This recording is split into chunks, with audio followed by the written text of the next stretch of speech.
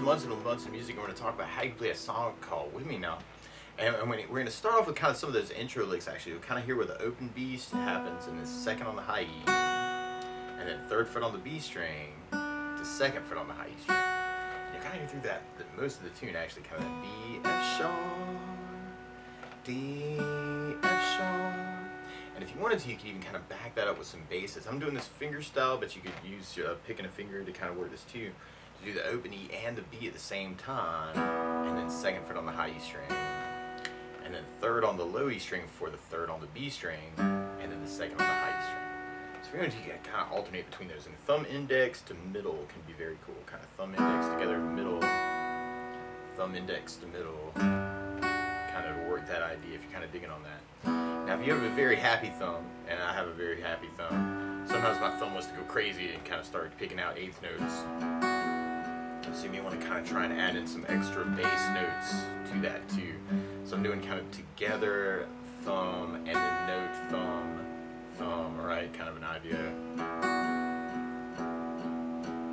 Together, thumb, finger, to kind of get that to work out. And my thumb's really kind of doing 8 downs on each of these, but if you kind of dig on that, I thought that was a cool lick.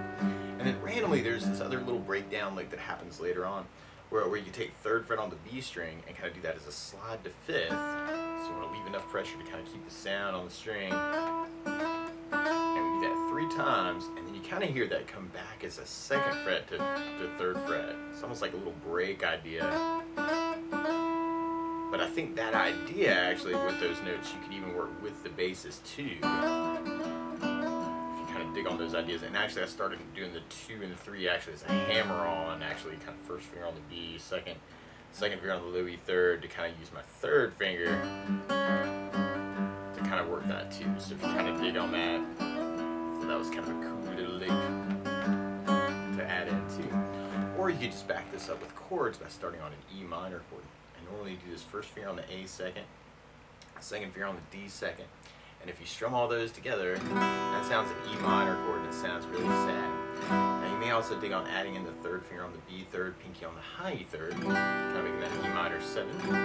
Or randomly, it can also be cool to like lift off the pinky and kind of ride that out on that E minor 7. There's lots of other E minor possibilities. If you like bar chords, you could kind of work this as a 7th fret bar, and I'm doing this over everything but the E. And then 2 on the B string 8, third finger on the D9, pinky on the G9. It's kind of an E minor. Or you could even lift off the pinky and make that an E minor 7 if you kind of dig on that too. And then from the E minor, we can go into a G major chord. I normally do this first finger on the A second finger on the low E third finger on the high E third. If you strum all those together, that sounds a G major chord, and it sounds really happy. We also dig on putting third finger on the B third, pinky on the high E third, a slightly more powerful G. Or if you take the regular G chord and slide it back 1 fret, you can kind of get that F sharp note in that on the high E, and that's called a G major 7. So if you kind of dig on that. And randomly, you can also work this as a bar idea. A 3rd fret bar, second finger on the G 4th, third finger on the A 5th, pinky on the D 5th. We can do a G major chord too. So that's very similar voicing or shape to the E minor to the G. They're kind of off of a few frets, but if you wanted to kind of work it that way, you could too. Now, the main thing is that lick though. So even on the E minor, kind of taking the 3rd finger and added in it on the high E 2nd fret to an E minor 9. So you may want to kind of even play around with kind of E minor 9, kind of an idea, G major 7 kind of an idea.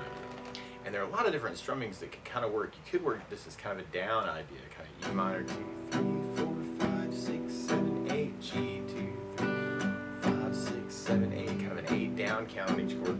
And I'm kind of adding a little bit of right hand muting to make that a little sneaky. Kind of taking the flat of my right hand, just kind of laying it down on top of the saddle, and kind of mute out the strings just a little bit, not too much there. Or you could use a strum pattern. And one of my favorite strum patterns for a 4/4 like this is down, down, up, up, down, up. So we took the E minor and just tried that a lot. You'd have down, down,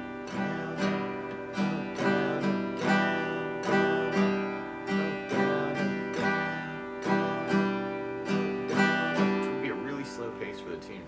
So E minor,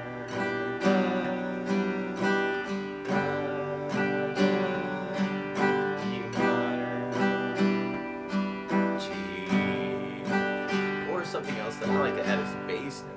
strums on that first down of the down, down, up, down, up, you can go to bass for the chord. So on the E minor, you have low E for the bass. On the G, you have low E for the bass. So you can kind of add basses to it too. Bass, down, G,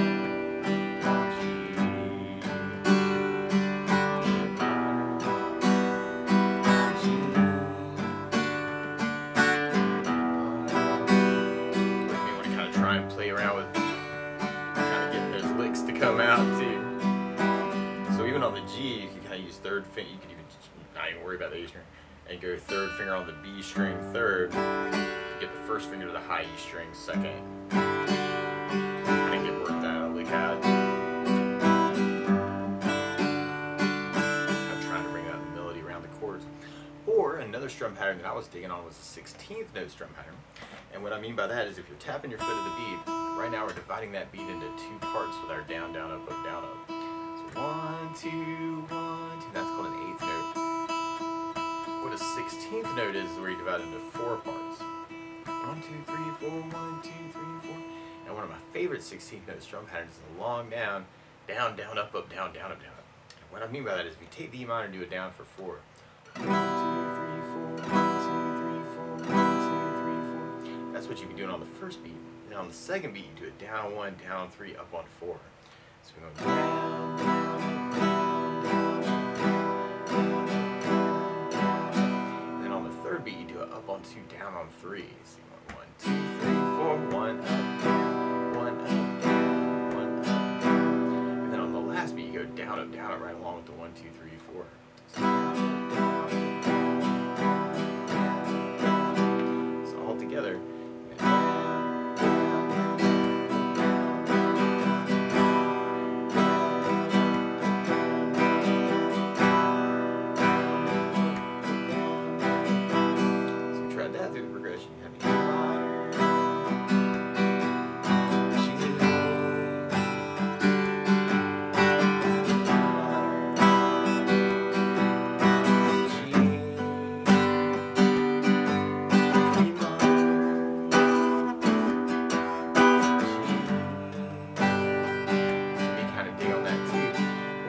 Basses to that, and you could work it off of bass, down, down, up, down, down, up, down, or bass, bass, down, down, up, down, down, down, or bass, bass, down, down, up, bass, down, up, down, up.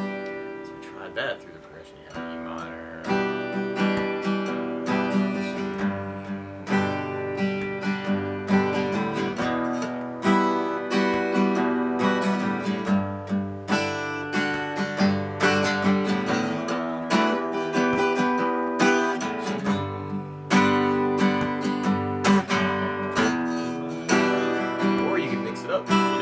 Like surround these chords.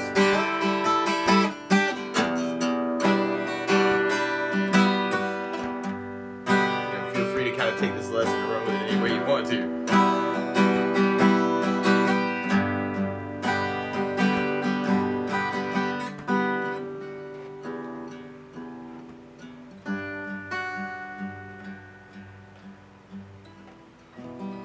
But that's the basics of how you get strummed through with me now. So, good luck!